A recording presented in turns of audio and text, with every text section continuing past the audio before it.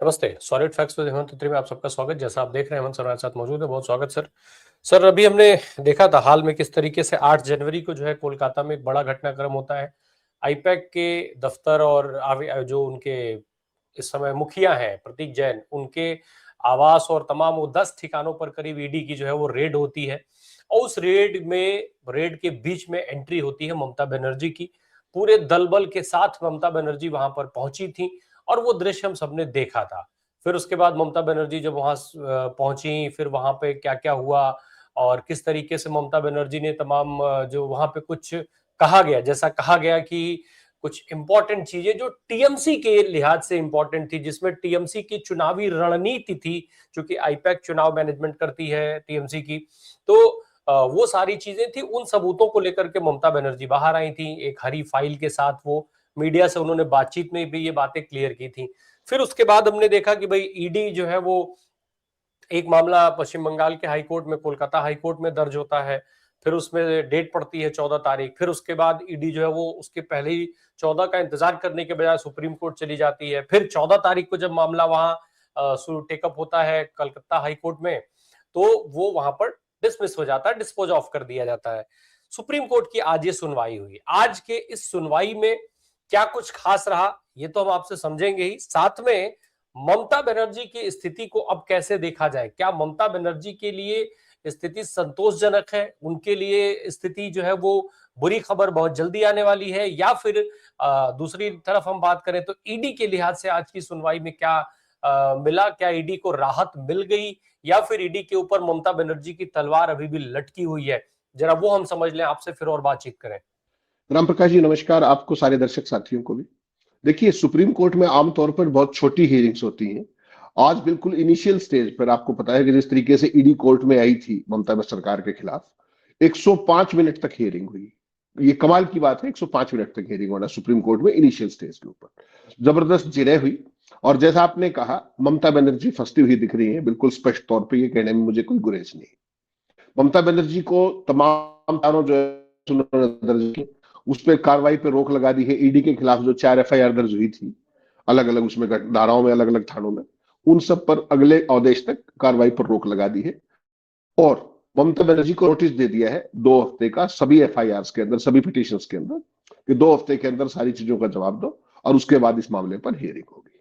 तो कुल मिलाकर के अगर आप देखेंगे तो जो ममता बनर्जी के वकील थे बंगाल सरकार के, ममता बनर्जी के, तृणमूल के, अलग अलग जैसे, उन सब ने कहा था कि जब केस ऑलरेडी हाई कोर्ट में अंडर कंसिडरेशन है तो सुप्रीम कोर्ट को इस स्टेज पर इंटरवीन नहीं करना चाहिए। ठीक। उसके बाद सॉलिसिटर जनरल और additional solicitor general Tushar Mehta और राजू, दोनों ने जोर दिया कि वहां पर जिस तरीके से 9 तारीख को जो घटनाक्रम हुआ सुप्रीम हाई कोर्ट के अंदर, कोलकाता हाई कोर्ट के अंदर, कि वहां हंगामा हुआ और उसके बाद हियरिंग नहीं हो पाई। तो बंगाल सरकार के वकील, चाहे वो कपिल सिब्बल हो, अभिषेक मनु सिंघवी हो, तमाम लोग थे, उन सब ने कहा वो एक वन ऑफ इंसिडेंट थी। और कल की जो हियरिंग थी हाईकोर्ट के अंदर बहुत स्मूथली चली, किसी में कोई प्रॉब्लम नहीं थी। उसके बाद राजू ने ये कहने की कोशिश की कि कल की हियरिंग में भी मेरा जो माइक था वो बार बार बंद किया जा रहा था, उसको म्यूट किया जा रहा था। तो कोर्ट ने एक धीरे से एक लाइन कही कि लेकिन उसका कंट्रोल तो कोर्ट के पास होता है, किसी सरकार के पास तो होता नहीं। और उसके बाद वो मामला शिफ्ट हो गया।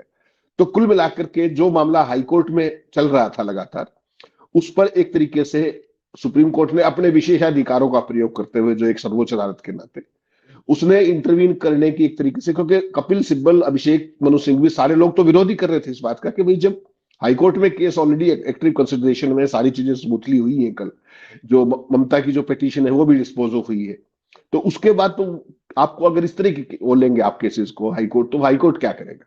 तो आपको इसमें रिफ्रेन करना चाहिए। लेकिन हाईकोर्ट ने बहुत लंबा चौड़ा आदेश पारित करते हुए इस मामले को टेकअप करने की कहा, और यह भी कहा कि ये गंभीर मामला है और इस पे हमें विस्तृत सुनवाई करनी पड़ेगी, वरना लॉ एंड ऑर्डर का इशू खड़ा हो जाएगा। और एक मजेदार पंक्ति एक और कही जो आप दर्शकों के लिए बहुत जरूरी है। उन्होंने कहा कि चूंकि देश में अलग अलग आउटफिट्स की सरकारें हैं, इसलिए लॉ एंड ऑर्डर का प्रॉब्लम खड़ा हो सकता है सेंट्रल एजेंसियों की जांच के अंदर। इसलिए इस मामले को एग्जामिन करना बहुत ज्यादा जरूरी है। तो अलग अलग, तो डेमोक्रेसी का मतलब ही होता है कि अलग अलग राज्यों में अलग अलग सरकारें हो सकती हैं। What is so great about it? अब सर स्थिति ये दिख रही है, जिस तरीके से ऑर्डर लिखाया गया 105 मिनट का आपने जिक्र किया है, जस्टिस पीके मिश्रा, जस्टिस विपुल पंचोली साहब की जो बेंच ने जिस तरीके की चीजें दी और जो दलीलें रखी गई ईडी की तरफ से, ईडी तो भाई ईडी की तरफ से जो दलील रखी गई उसमें कहा गया कि हम किसी भी तरीके का चुनावी जो है वो डॉक्यूमेंट इकट्ठा करने वहां नहीं गए थे, ना हम वहां जब्त करने गए थे। सर ये डिफरेंस कैसे क्लियर होगा, क्योंकि अभी तक जो ईडी का इतिहास रहा है आज की दलीलों से वो कितना मैच कर रहा है, जरा हम दर्शकों के लिहाज से ये भी समझ लें। और पश्चिम बंगाल का चूंकि चुनाव है, ऐसे में ईडी अभी तक, जो कपिल सिब्बल का सवाल था कि ईडी से जो आखिरी ईडी की कार्यवाही इस मामले में हुई वो फरवरी 2024 में हुई थी और फिर अब 26 में हो रही है, तो उसका क्या कोई जवाब मिला क्या? राम प्रकाश जी, ऐसे सवालों के जवाब कौन देता है? आप सोचिए, 22 महीने के बाद कह रहे कि इतना बड़ा कॉल स्कैम है। उसके बाद कपिल सिब्बल ने इमीडिएटली कहा कि लास्ट जो कार्रवाई थी, लास्ट जो पूछताछ थी, लास्ट जो स्टेटमेंट रिकॉर्ड की गई थी वो फरवरी 24 में की गई थी। बीच में ये कहां थे? उस पर ना सॉलिसिटर जनरल ने कुछ कहा, ना एडिशनल सॉलिसिटर जनरल ने कुछ कहा, ना बेंच ने कुछ कहा, और उसके बाद वो चलते गए जिस तरीके से। तो ये सारी चीज तो अपने आप में एक महत्वपूर्ण है ना, कि लगभग 2 साल तक, फरवरी 2024 से अब जनवरी 26 चल रहा है, तो 2 साल तक ईडी कहां थी?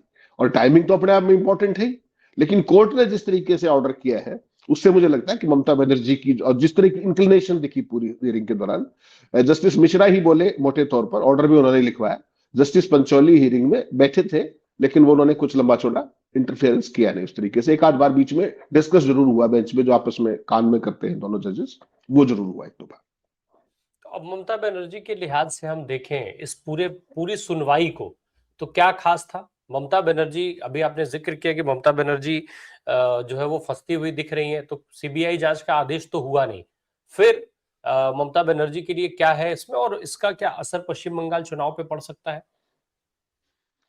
रामप्रकाश जी, अगर आप आदेश को समझेंगे तो मुझे 100% ये लग रहा है, क्योंकि मैंने पूरी हियरिंग का एक एक शब्द देखा, सुना, तो मुझे जो कोर्ट की इंक्लिनेशन लगी वो साफ है कि वो इस मामले को हल्के से नहीं लेने वाले। और जो ईडी ने प्लीड किया है, जो सॉलिसिटर जनरल ने प्लीड किया है, जो असिस्टेंट सॉलिसिटर जनरल ने प्लीड किया है, उसमें उन्होंने एक पुरानी घटना का भी जिक्र किया। जब आपको ध्यान होगा कि सीबीआई के खिलाफ पर्चा दर्ज हो गया था और ममता बनर्जी धरने पे बैठ गई थी वहां पे, तो उस घटना को भी उन्होंने कोर्ट किया। कोर्ट ने अपने आदेश में इसको शामिल किया है। आप कहें तो मैं चंद पंक्तियां ऑर्डर की पढ़ के सुना दूं आपको, ताकि दर्शकों को और सारी, ये ऑर्डर है कोर्ट एंड कोर्ट, जो भी मैं आपको कहूंगा। यह कोई अकेली घटना नहीं है जब सीएम किसी जगह में घुसी हो। पहले भी जब सीबीआई एक अपराध की जांच कर रही थी तब भी ऐसी ही घटना हुई थी। इसलिए सेंट्रल एजेंसियों की जांच में दखल देने का एक पैटर्न है। उनके अनुसार, एसडी के अनुसार, ईडी अधिकारियों द्वारा इकट्ठा किया गया मटेरियल प्रतिवादियों ने गैर कानूनी तरीके से ले लिया। इसके बाद वेस्ट बंगाल पुलिस ने ईडी अधिकारियों के खिलाफ एफआईआर दर्ज की है। लर्नेड सॉलिसिटर जनरल ने कहा कि ऐसी स्थिति में सेंट्रल एजेंसियों के लिए उस जांच को रखना मुश्किल हो जाएगा जिसका संबंध एक बड़े घोटाले से, 2700 कुछ करोड़ का घोटाला बताया। उन्होंने कहा कि ईडी ने हाईकोर्ट में याचिका दायर की है, लेकिन 9 तारीख को तृणमूल कांग्रेस के लीगल सेल ने अपने सदस्यों को व्हाट्सएप पर मैसेज भेजकर उन्हें कोर्ट में इकट्ठा होने के लिए कहा। इसके बाद जो हुआ उसे लर्नेड जज ने ऑर्डर में रिकॉर्ड किया है। उसके बाद कोर्ट कहता है कि सॉलिसिटर जनरल ने कहा कि यह एक गंभीर मामला है जिसकी जांच इस कोर्ट द्वारा की जानी चाहिए, और दूसरा, हाईकोर्ट को आगे बढ़ने की इजाजत नहीं है। उनके अनुसार चूंकि राज्य के बड़े पुलिस अधिकारी इसमें शामिल है, इसलिए न्याय के बड़े हित में इस कोर्ट के लिए इस मुद्दे की जांच करना सही होगा। देखिएगा, और असिस्टेंट सॉलिसिटर जनरल ने कहा कि ललिता कुमारी मामले में इस कोर्ट द्वारा तय किए गए कानून के अनुसार संज्ञेय एफआईआर करना अनिवार्य है। उनके अनुसार जब माननीय सीएम और डीजीपी शामिल है तो यह उम्मीद नहीं की जा सकती कि उनके अधीन पुलिस अधिकारी निष्पक्ष तरीके से जांच करेंगे। उन्होंने कहा कि इस मामले में प्रतिवादियों द्वारा किए गए अपराध की जांच सीबीआई द्वारा की जानी चाहिए। पूरा जो ईडी का फोकस था वो था कि किसी तरीके से आज सीबीआई की जांच हो जाए, किसी तरीके से आज हो जाए। उसके बाद सिब्बल और सिंघवी, उनको कोर्ट करती है अदालत। उन्होंने दलील दी कि याचिकाएं सुनवाई योग्य नहीं है। उनकी दलील है कि चुनाव के समय जांच का एक पैटर्न है। उनका मामला है कि मामला हाईकोर्ट में पेंडिंग है, इसलिए इन याचिकाओं पर विचार नहीं किया जाना चाहिए। पंचनामे वगैरह पर भरोसा करते हुए यह बताया गया कि तलाशी के दौरान कुछ भी खास नहीं हुआ था। उन्होंने किया था सिंघवी ने, जो पंचनामा ईडी का पंचनामा था। यह भी तर्क दिया गया है कि 8 जनवरी 26 की सुबह तलाशी शुरू करने से पहले ईडी ने स्थानीय पुलिस अधिकारियों को सूचित नहीं किया था। श्री सिब्बल खास तौर पर यह दलील देंगे कि सीएम घटना वाली जगह पर सीएम की हैसियत से नहीं गई, बल्कि तृणमूल कांग्रेस की चेयरमैन होने के नाते वह वहां इस जानकारी पर गई थी कि कुछ अनाधिकृत लोग श्री जैन के परिसर में घुस गए हैं, जिन्हें पार्टी का चुनावी काम सौंपा गया था। सिब्बल के अनुसार आईपैक ऑफिस में चुनाव से जुड़े कुछ दस्तावेजों के अलावा कुछ भी नहीं था जिससे ईडी का कोई लेना देना है, और इसलिए उन्हें परिसर में प्रवेश नहीं करना चाहिए था। तो कोर्ट कहता है, सिंघवी ने यह भी कहा है कि सीएम को Z+ सुरक्षा मिली है, इसलिए जब वह परिसर में आई तो डीजीपी का उनके साथ होना उनकी ड्यूटी थी। श्री श्याम देवान का तर्क कि यह सच है कि 9 जनवरी को कुछ अप्रिय घटना हुई थी, लेकिन उसके बाद 14 तारीख को मामला शांति से चला, लेकिन ईडी के अनुरोध पर स्थगित कर दिया गया। हाईकोर्ट की बात कर रहा है सुप्रीम कोर्ट, इसलिए इस अदालत को हाईकोर्ट द्वारा मुद्दे को फैसला करने का इंतजार करना चाहिए। अब आती है असली बात। दोनों पक्षों की बात सुनने के बाद हमारी पहली नजर में यह रहा, ये बहुत ही इंपॉर्टेंट है राम प्रकाश जी के शब्द, कि इस याचिका में ईडी या अन्य केंद्रीय एजेंसियों द्वारा, जांच और राज्य एजेंसियों द्वारा इसमें दखलंदाजी से जुड़ा एक गंभीर मुद्दा उठाया गया है। जो मैंने कहा आपको शुरू में, हमारे हिसाब से, बेंच के हिसाब से, देश में कानून के शासन का पालन करने और हर अंग को आजादी से काम करने देने के लिए इस मुद्दे की जांच करना जरूरी है, ताकि अपराधियों को किसी खास राज्य की कानून लागू करने वाली एजेंसियों की आड़ में सुरक्षा ना मिल सके।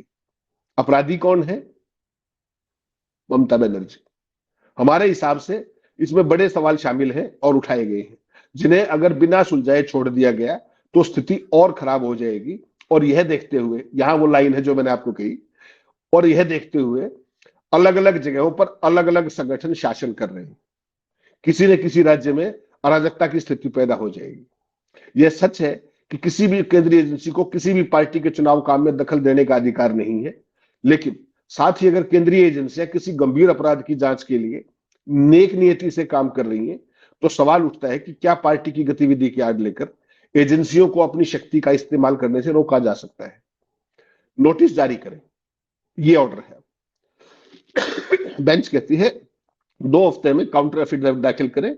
इस बीच निर्देश दिया जाता है कि प्रतिवादी 8 तारीख को तलाशी लिए गए दोनों परिसरों की फुटेज वाले सीसीटीवी कैमरे और अन्य स्टोरेज डिवाइस को सुरक्षित रखेंगे, यानी कि ममता बनर्जी तो उनके पास थी।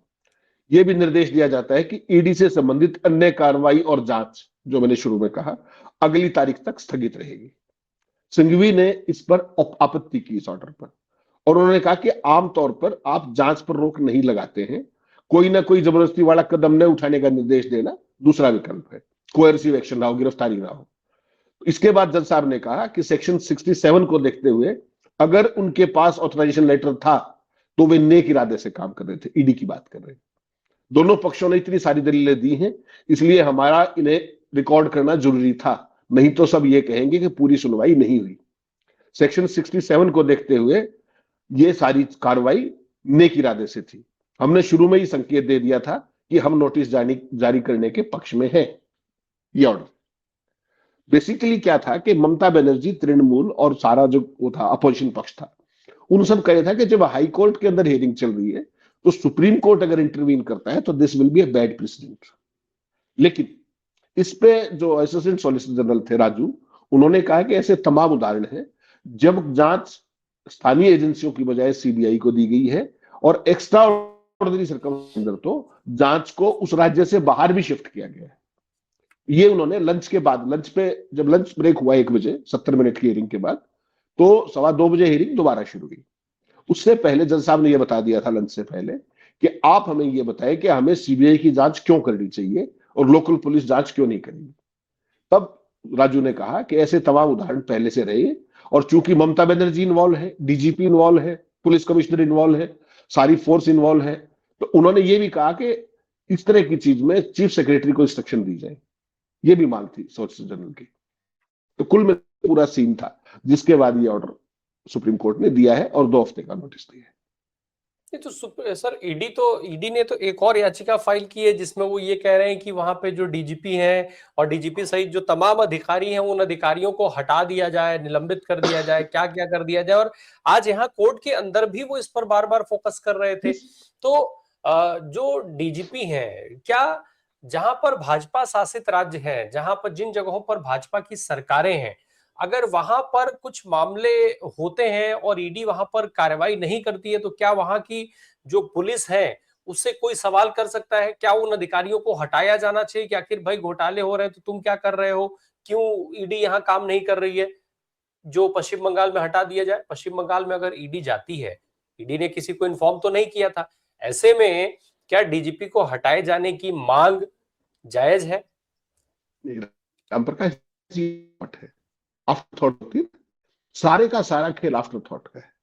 आप सोचिए, पूरे क्रोनोलॉजी देखिए और उसके बाद आपको सारा नाम समझ में आएगा। 8 तारीख को एक घटनाक्रम होती है। 8 तारीख को ही ईडी लगभग 2:30 बजे के आसपास हाईकोर्ट में जाती है, कलकत्ता हाईकोर्ट में।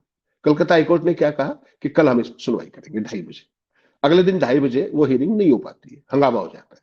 ईडी इमीडिएटली, और कोर्ट कहती है कि हम 14 तारीख को हियरिंग करेंगे। ईडी इमीडिएटली उसी दिन सुप्रीम कोर्ट में चली जाती है। ठीक, 1 केस, 2 केस, 3 केस। शनिवार का दिन था, वेस्ट बंगाल सरकार तृणमूल ने भी इमीडिएटली अपनी कैविएट फाइल की। जिस बात का आपने जिक्र किया वो बेहद महत्वपूर्ण सवाल है। देखिए, वो जो आज पिटीशन है वो आज मॉर्निंग में मूव की गई है कि कलकत्ता जो बंगाल, वो पहले नहीं थी। इसलिए मैंने कहा सारी चीजें आफ्टर थॉट में है। पहले आप हाईकोर्ट जाते हो खुद ही, और फिर कल हाईकोर्ट में क्या कहा कि चूंकि मामला सुप्रीम कोर्ट में है इसलिए आप रहने दीजिए हियरिंग। सोचिएगा आप, तो ईडी की मर्जी है ना कि वो यहां सुनेंगे। तो इसलिए अभिषेक मनु सिंघवी ने कहा भी कि तो विंडो हंटिंग कर रहे हैं, जस्टिस हंटिंग कर रही है। कभी हाईकोर्ट चले जाते हैं, कभी सुप्रीम कोर्ट चले जाते हैं। दैट इज वेरी इंटरेस्टिंग, बड़ा अच्छा आर्गुमेंट था वो। और उसके बाद आज शुरुआत इस बात पे हुई कि माय लॉर्ड, आप सबसे पहले तो उसको इनको सस्पेंड कीजिए, डीजीपी को और सीनियर पुलिस अधिकारियों को, जिन्होंने एक सरकारी एजेंसियों के काम में बाधा डाली मुख्यमंत्री के साथ मिलकर के।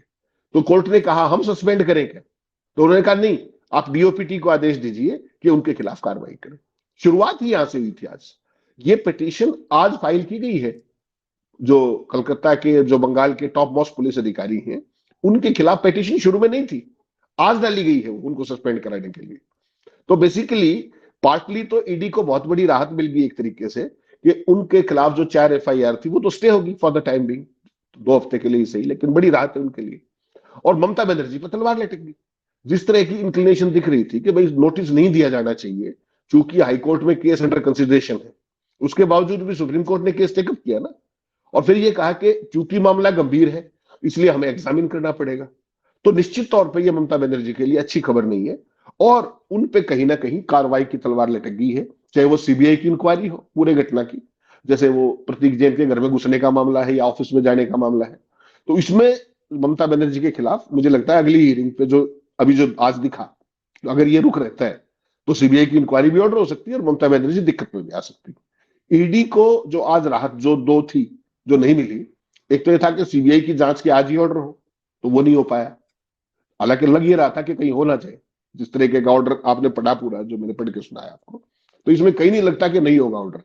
लेकिन वो 2 हफ्ते का नोटिस दिया गया और उसके बाद जिस तरीके से कार्रवाई पे रोक लगा दी गई ईडी अधिकारियों के खिलाफ, तो अब देख जो सस्पेंशन वाला मसला है वो इस ऑर्डर में अभी टेकअप नहीं हुआ फॉर द टाइम बिंग। तो ये कलकत्ता के जो आला पुलिस अधिकारी हैं बंगाल के, उनके लिए भी थोड़ी सी राहत की बात है। नहीं, तो ये जो राहत की बात ठीक है ईडी के लिए है, लेकिन सर पुलिस अधिकारियों पर जो फोकस है, जरा ये बताइए कि क्या ये पुलिस अधिकारियों का हटना पश्चिम बंगाल के चुनाव के लिहाज से बहुत बहुत जरूरी है क्या? जो इतना ज्यादा फोकस ईडी का है, आखिर ईडी को इतना फोकस क्यों? सबको पता है कि भाई पुलिस अधिकारी क्या, ममता बनर्जी अगर उस स्पॉट पे जा रही होंगी तो वहां पुलिस के अधिकारी गए, उसमें नया क्या है?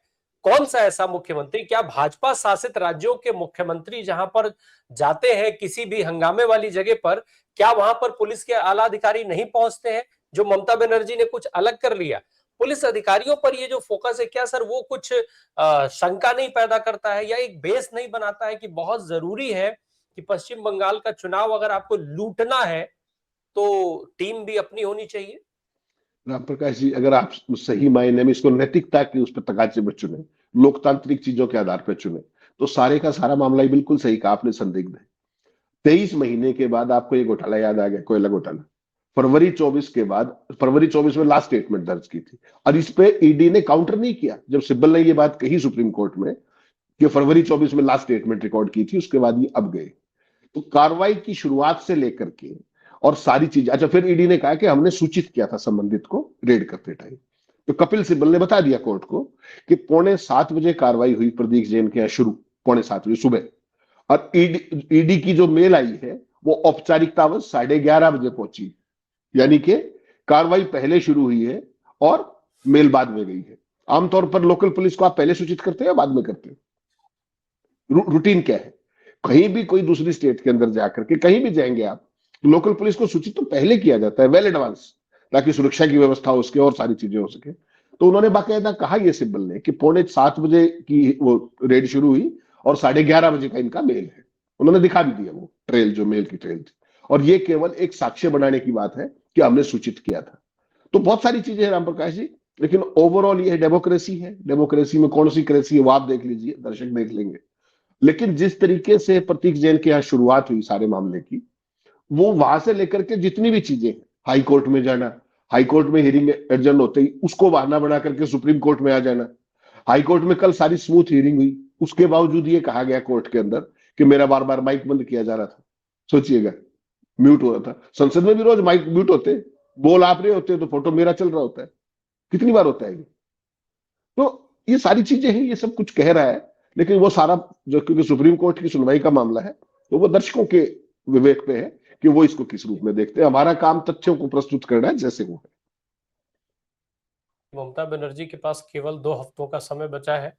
ममता बनर्जी बिहाइंड बार्स दिखाई देंगी 2 हफ्ते के बाद, या सरकार, जो राष्ट्रपति शासन का हमने जिक्र किया था जब हमारी आपकी बात हो रही थी, आपने कहा था यह बात कि बहुत कुछ बदल जाएगा राष्ट्रपति शासन पे, उसकी संभावनाएं भी क्या दिख रही हैं अभी?